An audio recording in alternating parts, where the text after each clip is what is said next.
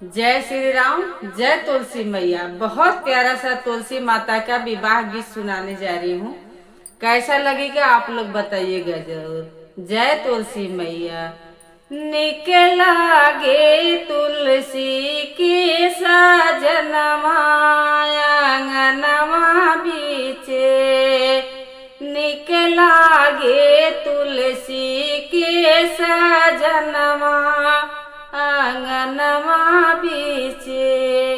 हे हो आंगनवा बीचे, हे हो आंगनवा बीचे, निकला गे तुलसी के सजनवा आंगनवा बीचे, निकला गे तुलसी के सजनवा आंगनवा बीचे।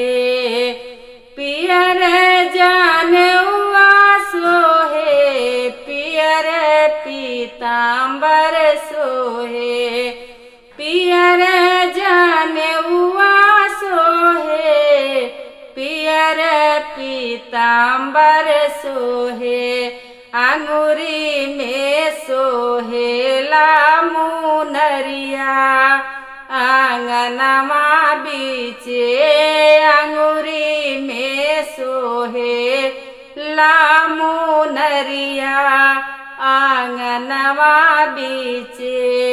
निकला गे तुलसी के सजनवा आंगनवा बीचे, निकला गे तुलसी के सजनवा आंगनवा बीचे। ब्रह्म विष्णु शिव शंभो फूल बरसावल, ब्रह्म विष्णु शिव शंभो फूल बरसावल।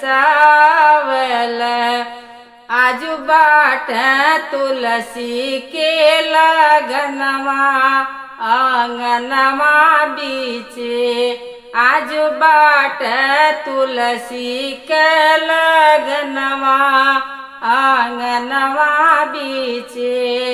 निकला गे तुलसी के सजनवा आंगनवा बीचे, निकला गे तुलसी के सजनवा आंगनवा बीचे।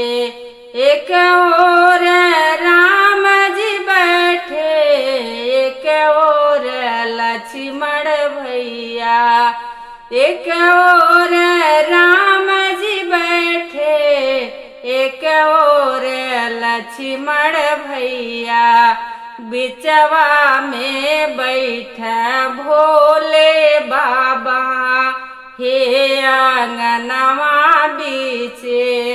बिचवा में बैठ भोले बाबा हे आंगनवा बीचे।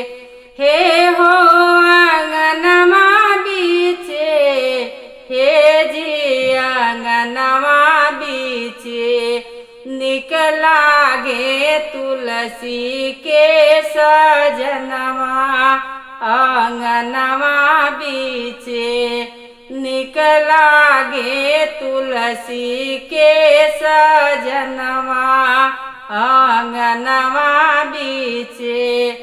एक ओरिया तुलसी दुल्हन, एक और नारायण दुल्हा, एक ओरिया तुलसी दुल्हन, एक और नारायण दुल्हा। इहे बा हम सबके यार मनवा आंगनवा बीचे, इह बाट हम सबके यार मनवा आंगनवा बीचे। हे हो आंगनवा बीचे, हे जी आंगनवा बीचे। निकला गे तुलसी के सजनवा आंगन आंगनवा बीचे निकला गे तुलसी के सजनवा आंगनवा बीचे।